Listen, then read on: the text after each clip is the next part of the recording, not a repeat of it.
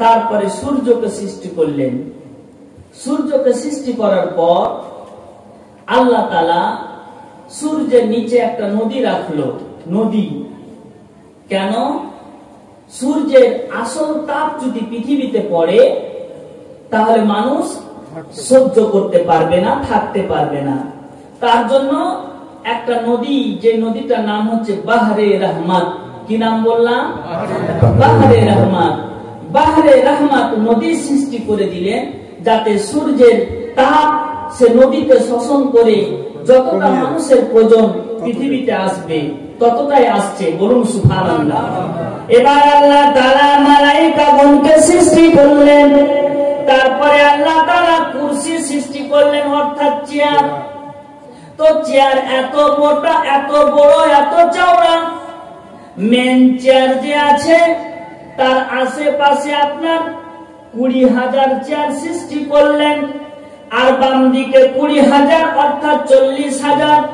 আর প্রত্যেকটা চেয়ারে আল্লাহ তাআলা একজন করে ফারিস্তা বসিয়ে দিলেন। আর ফারিস্তা কিয়ামতের সকাল অবধি তাসবিহ পড়তে থাকবে। আল্লাহ বলেন, কেউ যদি একবার আয়াতুল কুরসি পড়ে তাহলে আল্লাহ তাআলা 40,000 ফারিস্তার তাসবিহ পড়ার নেকি তার নামায়ে আমলে লিখে দিবে। সুবহানাল্লাহ। উম্মতে মুহাম্মাদের জন্য ফ্যাসিলিটি কতটা আছে জানেন? আয়াতুল কুরসি কেউ যদি একবার পড়ে তাহলে 40,000 ফারিস্তা যতটা তাসবিহ করে নেকি পাবে, সব নেকিটুকু কাকে দিবে? আমার নবীর উম্মতরা পাবে, একবার যদি আয়াতুল কুরসি পাঠ করেন। তাই তো আমরা নামাজের পরে আয়াতুল কুরসি পাঠ করে থাকি। তাহলে কত নেকি নিবেন বলেন? আল্লাহুস সামাদ। নবী পাক সাল্লাল্লাহু আলাইহি ওয়াসাল্লাম এর বরকতে আমরা কতই নাকি পাচ্ছি, শুনবেন জীবনীতে। আজিজানে গেরামি, এবার আলোচনা করছি। এবার নবীর জিসিম মোবারককে সৃষ্টি করলেন। নবীর হাত হলো নূরের, নবীর পা হলো নূরের, সবকিছু হলো নূরের। তারপরে নবী একটা নদীতে স্নান করতে লাগলেন। বলুন সুবহানাল্লাহ। নবীকে একটা নদীতে স্নান করাতে লাগলেন। আল্লাহর নবী সাঁতার কাটতে শুরু করেছেন। সাঁতার কাটতে কাটতে কাটতে কাটতে আল্লাহ বলতেছেন, হাবিব এবার সাঁতারকে বন্ধ করে দাও, উঠো। কি বলতেছ? নবী আমার সাঁতার কাটা বন্ধ করে দিলেন। তারপরে নবী পাক সাল্লাল্লাহু আলাইহি ওয়াসাল্লাম উঠলেন নদী থেকে। তো নবীর শরীরে ওই সময় চুল ছিল, লোম ছিল 4120টা। কতটা? 4020। আর প্রত্যেকটা লোম টাচ করে করে করে, চুল টাচ করে করে এক ফোঁটা পানি পড়লো। আর সেই পানি দিয়ে হযরতে জিবরাইল আমিনকে খোদা তাআলা সৃষ্টি করে দিলেন। তারপরে আল্লাহ মিকাইলকে সৃষ্টি করলেন, তারপরে ইসরাফিলকে সৃষ্টি করলেন, তারপরে মালাকুল মউতকে সৃষ্টি করলেন। বলুন সুবহানাল্লাহ। সুবহানাল্লাহ। আল্লাহ নবীর নূর এত পাওয়ার। এবার আল্লাহ বলতেছেন নবীকে সবকিছুর শিক্ষা দিব, এ টু জেড শিক্ষা দিব, দুনিয়াতে গিয়ে যেন কারোর কাছে না শিখে। নবী খোদার কাছে শিখছেন কেমন করে, চলে আসেন। জোর করে বলেন তো ইয়া রাসূলুল্লাহ। জমে যাবে। আপনারা একটু শান্তির মস্তিষ্কে শুনবেন, ইনশাআল্লাহ ভালো লাগবে। আল্লাহ তাআলা বলতেছেন, নবী তুমি তো নূর অবস্থায় আছো, এবার তোমাকে নদীতে গোসল করতে হবে। যেমন তুমি গোসল করবে তো তুমি এক ধরনের শিক্ষা সেই নদী থেকে পেয়ে যাবে। তো নবীকে সর্বপ্রথম যে নদীতে গোসল করানো হয়েছে সেই নদীর নাম হচ্ছে আপনার দারিয়ায়ে শাফাআত। নবী যে শাফাআত করবেন, তো শাফাআতের শিক্ষা দারিয়ায়ে শাফাআতে পেয়ে গেলেন। বলুন সুবহানাল্লাহ। তো দারিয়ায়ে শাফাআতে নবী গোসল করেছেন কতদিন ধরে জানেন? 11 বছর ধরে। বলুন সুবহানাল্লাহ। আর বলতেছেন রব্বি রব্বি রব্বি রব্বি।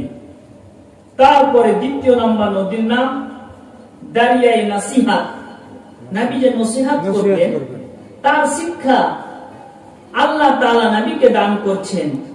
তো সেই সময় নদীতে গোসল করছেন 10,000 বছর ধরে, আর পড়তেছেন এলাহি ইয়া এলাহি ইয়া এলাহি, বলুন সুবহানাল্লাহ।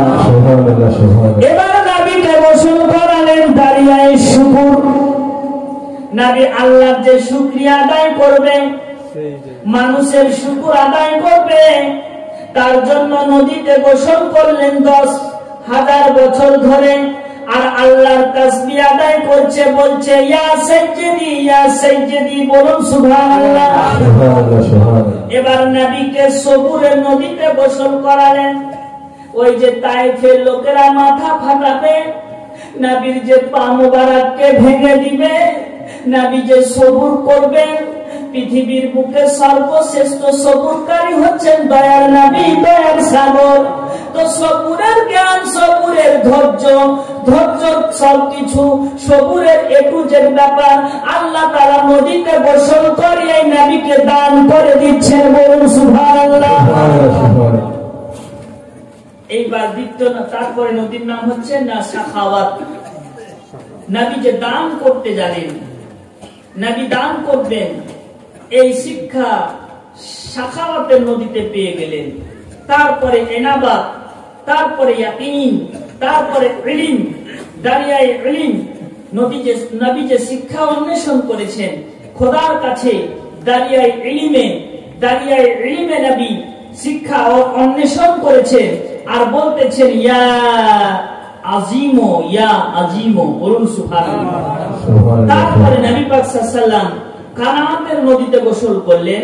আর শেষ নাম্বার 10 নাম্বার নদীর নাম হচ্ছে মহাব্বতের নদী। মহাব্বতের নদীতে নবী গোসল করলেন, আর বলতেছেন ইয়া সাব্বিহু কুদ্দুসি ইয়া আল্লাহ, ইয়া সাব্বিহু কুদ্দুসু ইয়া আল্লাহ, এই বলে তাসবিহ তেলাওয়াত করলেন, ওখান থেকে উঠে গেলেন। এবার নবীকে 12টা নূরের পর্দাতে আল্লাহ তাআলা ঢেকে দিচ্ছেন। এক নাম্বার পর্দার নাম হলো হেজাবে কুদরাত, 12,000 বছর হেজাবে কুদরাতে থাকলেন, বলুন সুবহানাল্লাহ। দ্বিতীয় নাম্বার পর্দার নাম হেজাবে আজমাত, আল্লাহ তাআলা আজমাতের পর্দাতে 12,000 বছর রাখলেন। আর শুধু নবী বসে থাকলেন না, আল্লাহ তাসবিহ তেলাওয়াত করছে, সুবহানাল আলিমুল্লাযী সিররুন ওয়াল খাফা, বলুন সুবহানাল্লাহ।